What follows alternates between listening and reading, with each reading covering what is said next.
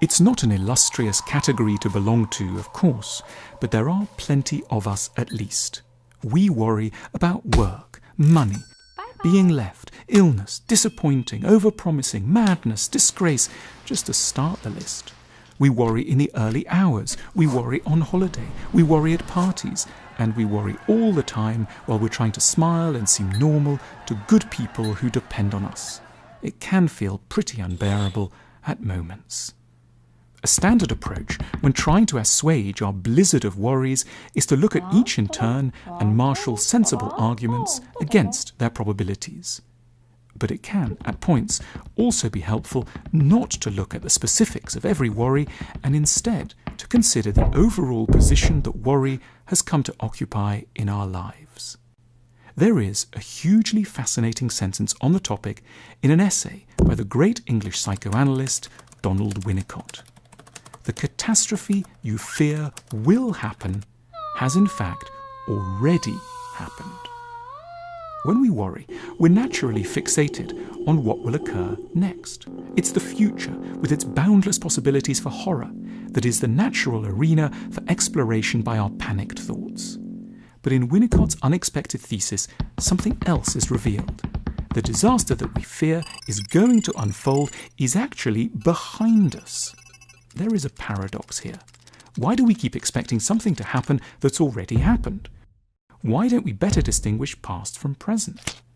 Winnicott's answer is that it's in the nature of traumatic events from childhood not to be properly processed, and as a result, like the dead who've not been adequately buried and mourned, to start to haunt us indiscriminately in adulthood.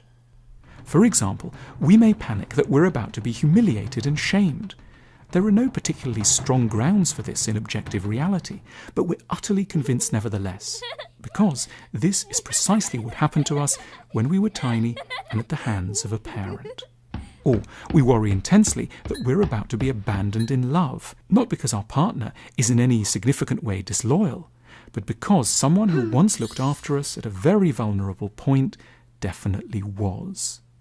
A benefit of understanding how much our worries owe to childhood is a new sense that it isn't so much the future we should be distressed about as the past. We can replace dread and apprehension with something sadder, yet ultimately more redemptive: mourning.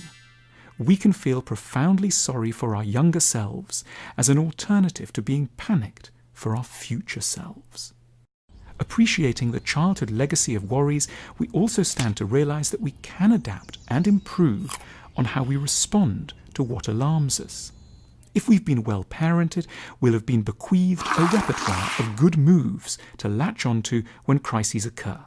We know how to reach out, seek help, perhaps move away, and only take as much responsibility as we're due. We have access to a corridor through our troubles. But when we have lacked this kind of tutelage, we remain in significant ways in relation to our troubles like the frightened children we once were. We may be tall, drive a car, and sound like a grown-up, but faced with concerns, we resort to our toolkit of childlike solutions.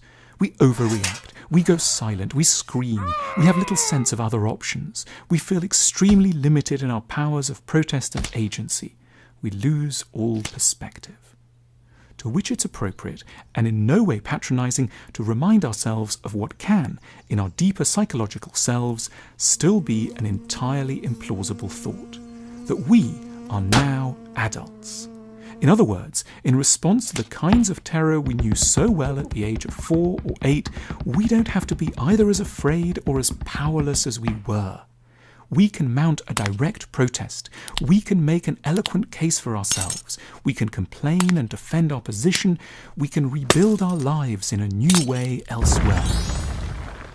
There are two ways to mitigate risk: to try to remove all risk from the world, or to work on one's attitude to risk.